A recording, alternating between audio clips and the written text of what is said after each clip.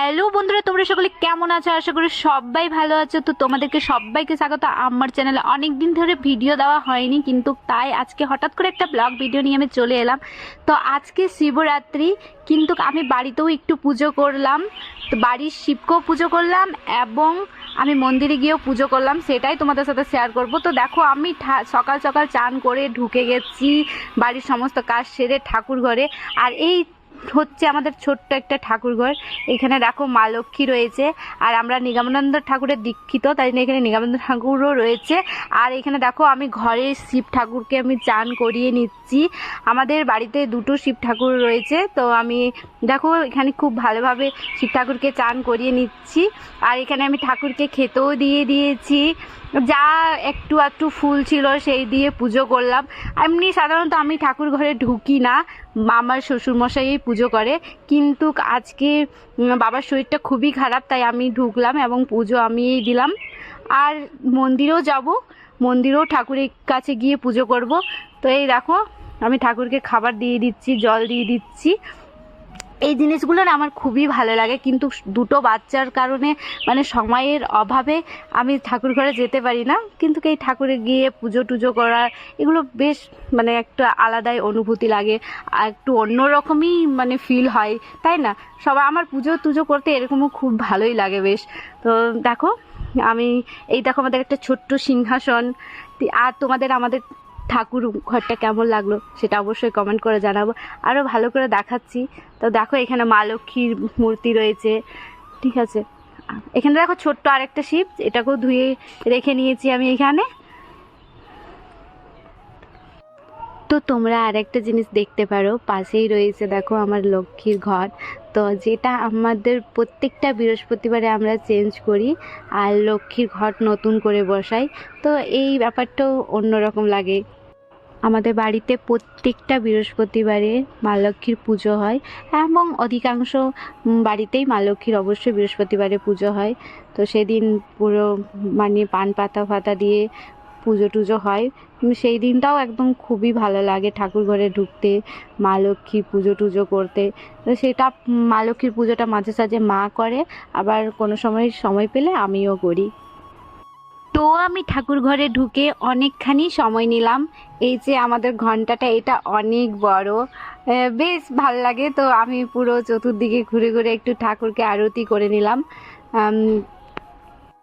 একটুখানি অসুবিধা হচ্ছে, কারণ শাড়িটা ছিল মানে সিনথেটিক, আর ঘন্টাটাও অনেক বড় ছিল, তো মাথার থেকে বারবার ঘোমটাটা জাস্ট পড়ে যাচ্ছিল।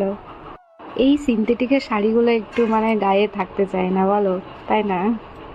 আজকে সকাল সকাল ঠাকুরকে পুজো করছি, যে মানে খুব ভালো একটা অনুভূতি হচ্ছে। প্রত্যেকটা মেয়েরই মনে হয় যে এই ঠাকুর পুজো টুজো ব্যাপারটা ভালো লাগে, তাই না? তো আমিও বেশ ভালো করে একটু ঠাকুরকে মন দিয়ে পুজো টুজো করে নিলাম। আর সকাল সকাল আজকে উঠতে পেরেছি এবং উঠেছি, পুজোটা করছি, তো বেশ ভালো লাগছে। আর দেখো তোমরা হয়তো এখানে পৃথাকেও দেখলে। এরপর আমি চলে এলাম তুলসী মঞ্চে। এটা আমাদের ছোট্ট একটা তুলসী মঞ্চ, যেখানে আমি একটু ভালো করে ধূপকাঠি দেখিয়ে নিচ্ছি। তো ভীষণ রোদও বেরিয়ে গিয়েছিল এখন, মানে এই 8টা-9টাতেই রোদটা খুব বেশি বেরিয়ে গেছে, তো বাইরে ভীষণ রোদ ছিল। তো আমি একটু মা তুলসীতে জল দিচ্ছি, ঠিক আছে। তুলসী মঞ্চে প্রণাম টনাম করে ভালোভাবে এরপর চলে যাব আমি ঠাকুর ঘরে। পুজো হয়ে গিয়েছে, এরপর ঠাকুরকে যা খেতে দিয়েছিলাম থালাগুলো তুলে নেব, আর ভালো করে ঠাকুর ঘরটা মুছে নেব, তারপর মন্দিরের জন্য বেরিয়ে যাব।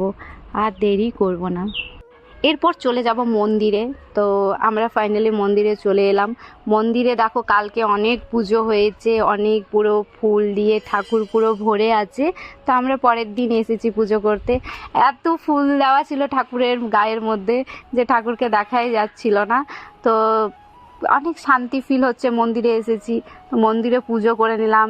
একটু বেলপাতা ফুল টুল যা নিয়ে গেছিলাম তা নিয়ে পুজো করে নিলাম এইখানে, খুব ভালোও লাগলো। পুজো করলাম, রেয়ান্স পিঠাও গিয়েছিল। তো দেখো ঠাকুরকে আমাদের এই ছোট্ট এখানে সামনেই রয়েছে মন্দিরটা, বেশি দূরে নয়। আমাদের একটু বেশি দূরে কোথাও যাওয়ার ইচ্ছা ছিল, কিন্তু রেয়ান্স পিঠার শরীরটা এতটাই খারাপ ছিল যে আমরা আর বাইরে কোথাও যেতে পারলাম না। তো এটা আমাদের বাড়ির সামনের মন্দির, তো ওইখানেই পুজো করে নিলাম।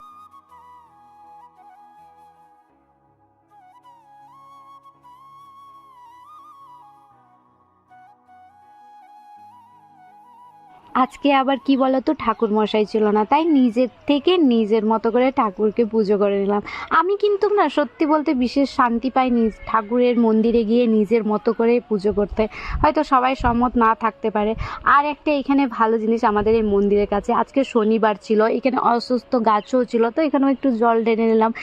শনিবারে অস্ত গাছের নিচে জল ঢালা নাকি খুব শুভ, তো এখানে জলও ঢেলে নিলাম। তো বেশ মানে একটা আলাদাই ফিল হচ্ছিলো এখানে এলে, মানে একসাথে না মানে অনেকগুলো পুজোই হয়ে যায়। যেমন এখানে আমি একটু পুজো করলাম, তারপরে পাশেই হনুমানজির মন্দিরও রয়েছে, আজকে শনিবারে হনুমানজির মন্দিরেও এসে একটু পুজো করাটাও খুব ভাল লাগে। তো এই তিনটা জিনিসেই এখানে রয়েছে, তো মানে খুব একটা আলাদাই মানে ফিল হচ্ছে। সব ভালো করে পুজো টুজো করে নিলাম, ঠাকুরকে একটু প্রসাদ দিলাম। রেয়াংশও এখানে এসেছিলো, রেয়াংশ খুব দুষ্টামি করছিল, আবার ও ধূপকাঠি দিয়ে জ্বালাচ্ছিল, ওর ভালোও লাগছিল খুব। তো আজকের এই ব্লগটা এটাই ছিল, তোমাদের কেমন লাগলো না লাগলো সেটা অবশ্যই কমেন্ট করে জানাবো। অবশ্যই তোমরা দেখলে আমাদের ঠাকুরঘর, এবং এখানে আমাদের একটা ছোট্ট মন্দির, সেটাও দেখলে। তো তোমরা কে কোথায় গিয়েছো শিবরাত্রিতে পুজো করতে অবশ্যই কমেন্ট করে জানিও। আমার ভিডিওগুলো ভালো লাগলে লাইক কমেন্ট শেয়ার দিও।